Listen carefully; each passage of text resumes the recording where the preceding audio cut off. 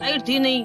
फिर मैंने क्या किया, 2009 से बाद में मैं एक चिमनी लेके आया और उस चिमनी के माध्यम से मैंने पढ़ाई जारी रखी, क्योंकि टेबल के लाड़े के मेरे पास पैसे नहीं थे कि मैं टेबल लाऊं। और कुर्सी मेरा एक मित्र था, उसने मेरे को भेंट की थी। अभी जो मेरा रिजल्ट आया आरपीसी द्वारा आयोजित परीक्षा, इसमें मेरा ऑल राजस्थान में 18वीं रैंक लगी है और बाड़मेर में मेरी पहली है और जोधपुर संभाग में मेरी द्वितीय रैंक प्राप्त की मैंने आज।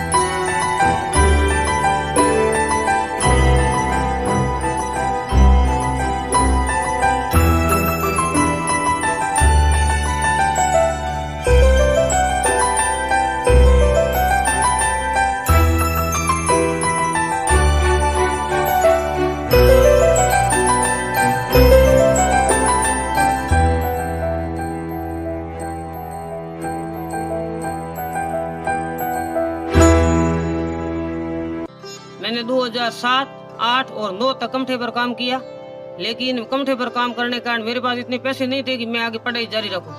इसलिए मेरी बीएड लेट हुई और मैंने 2010 में पैसे इकट्ठे किए, 2011 में बीएड की। बीएड करने के बाद में कंपटीशन में मैं तैयारी करने लगा, इसलिए मेरे पास पैसे नहीं थे। तब मैं प्राइवेट स्कूल में पढ़ाना मैंने शुरू कर दिया।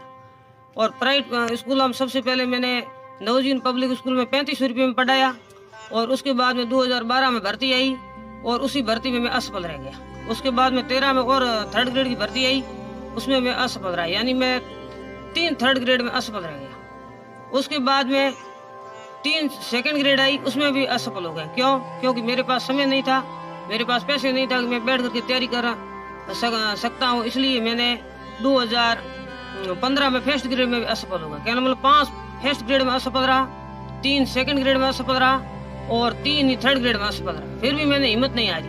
फिर मैंने क्या किया, 2018 में घर बैठ करके तैयारी की। कोई कोचिंग का सहारा नहीं लिया, क्योंकि मेरे पास कोचिंग के पैसे नहीं थे। मेरे पिताजी वृद्ध थे और 90 साल के मेरे पिताजी कोई पैसा 1 रुपया भी नहीं कमा सकते। इसलिए मैंने संघर्ष जारी रखा, प्राइवेट स्कूलों में पढ़ाया। और उसके बाद में 2018 में मैंने 2nd ग्रेड का एग्जाम दिया। उसमें मेरी ऑल राजस्थान में आरपीएससी द्वारा परीक्षा में 2018 की में जो रिजल्ट आया, उस समय मेरी 214 रैंक थी। और 214 रैंक होने के बाद में मैंने साथ में 1st ग्रेड की तैयारी जारी रखी। और 2014 में जैसे मेरा रैंक में सिलेक्शन हुआ, मेरा हौसला बढ़ा। मैंने कहा मेरे को फर्स्ट ग्रेड करनी चाहिए। मैंने 1st ग्रेड की तैयारी रखी साथ में। और उसके बाद में आरपीएससी ने मेरे को ज्वाइनिंग दे दी और मैं 2nd ग्रेड के रूप में प्रधानाध्यापक के रूप में डूडियों की ढाणी में वर्तमान में कार्यरत हूँ।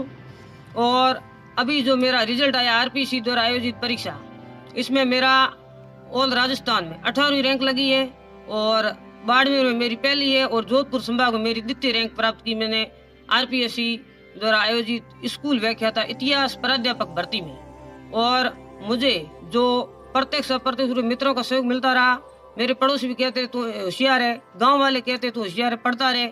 और उन मित्रों के सहयोग से मैं आज इतना आगे बढ़ा है। और मेरे जो पिताजी है वो वृद्ध थे, वो हमेशा कहते रहते थे आप आगे बढ़ते रहो।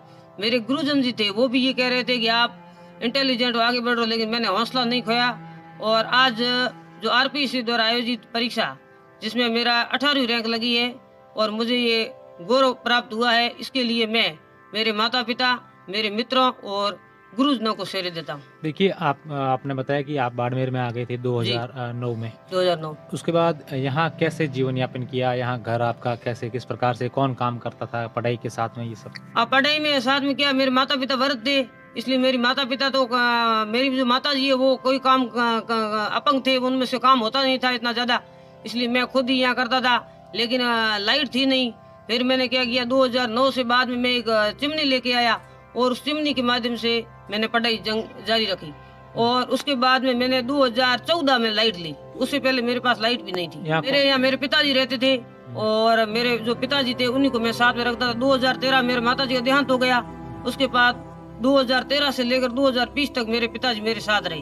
आपकी शादी नहीं हुई? मेरी शादी इसलिए नहीं हुई क्योंकि मेन समस्या ये थी कि हमारे जो नाता प्रथा है उसमें जो होते हैं वो एक दूसरे के साटा प्रथा, वो साटा था नहीं, इसलिए वो शादी हुई नहीं। मैंने कहा कि अब मेरे को तैयारी करने के बाद ही शादी करनी, इसलिए मैंने शादी की नहीं।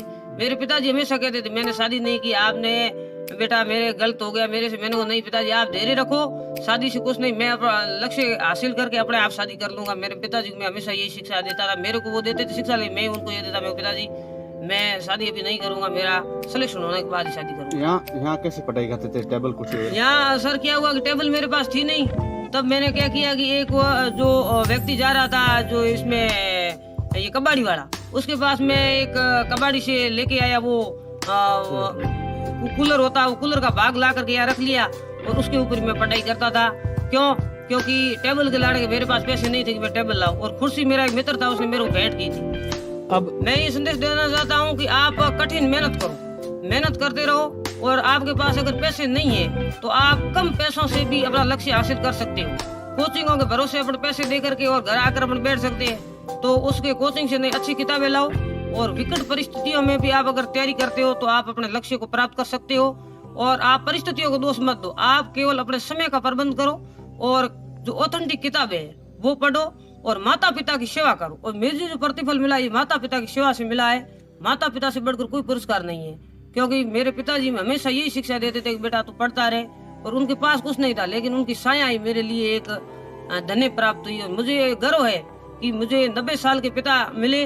उन्होंने कभी मेरे को कमाने के लिए नहीं कहा कि बेटा मेरे पास बेटा रहे। मैंने कहा नहीं मैं कमाने के लिए, मैं मजबूरी से खुद जाता था, लेकिन पिताजी ने एक पैसा कमाने के लिए, ऐसा मैं पिताजी को प्राप्त करके धन्य हो गया। वास्तव में उन्होंने कभी नहीं कहा कि 1 रुपया कमाओ।